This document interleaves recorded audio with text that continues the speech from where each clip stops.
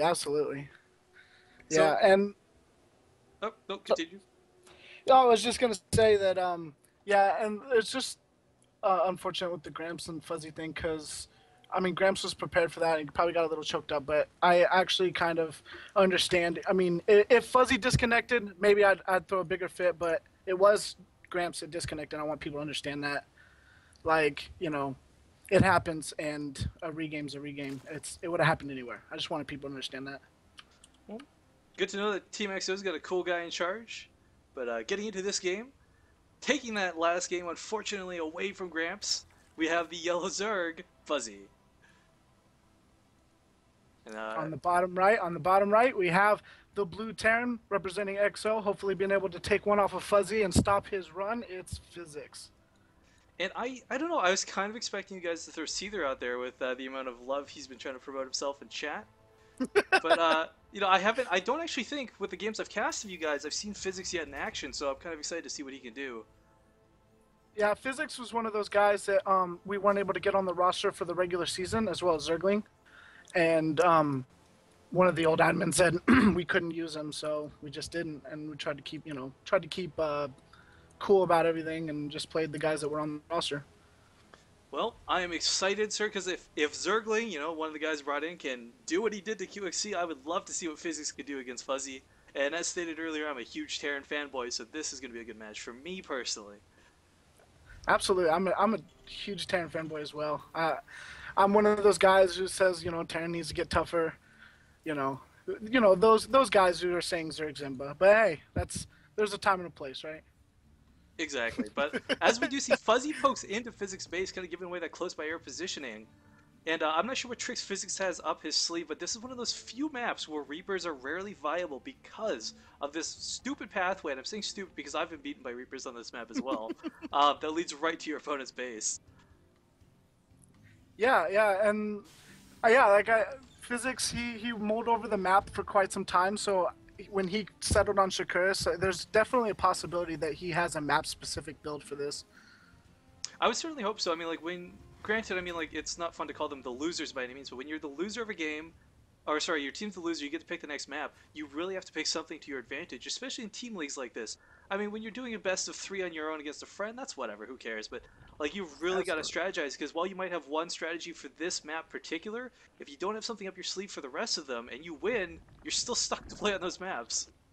Yeah, absolutely, exactly, and I mean, there are definitely strategies like sniping and things like that where you only really expect a player to be able to pick somebody off, but in team leagues like this where it's you don't know your opponent for very long, you don't expect stuff like that.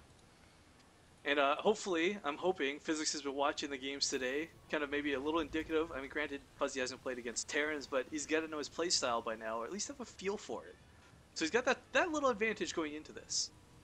Yeah, and that was one of my concerns when you said it might not get casted, is that I really wanted to be able to, because all my guys watch the game and try to figure stuff out, like Gramson, when he watched the post game, that's where he got that idea. And so yeah, I think it's important for players to be able to adjust their play to what they see.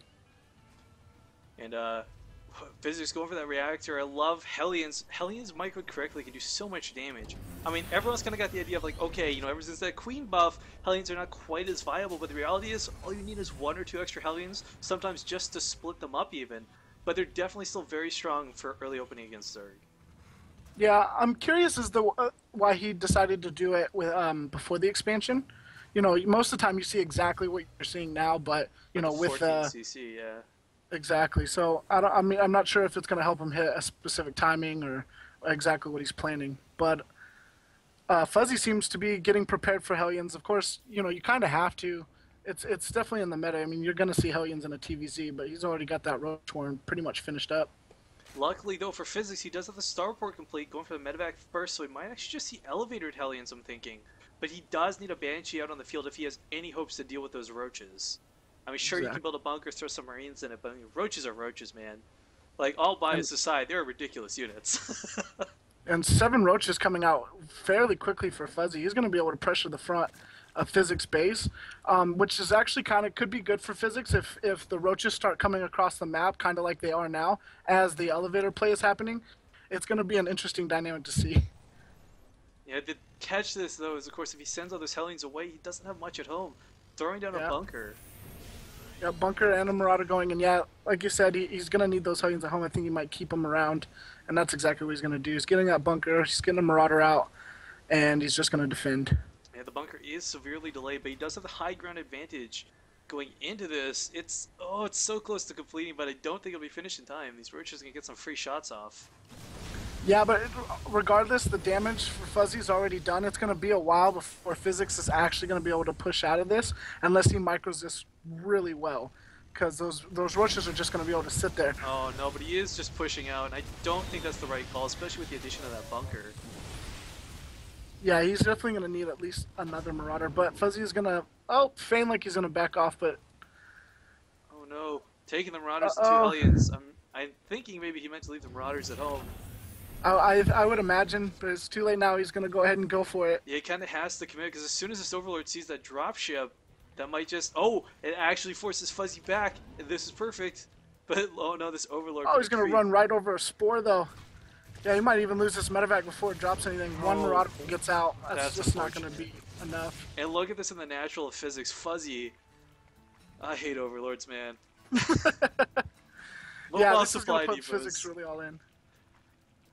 Now, granted, Terran are one of the few races, or I shouldn't say one of the few, being there's 3 races, but Terran is definitely one of those races that if you're stuck on a 1 base all in, it can work, but not if he keeps producing Hellions like this.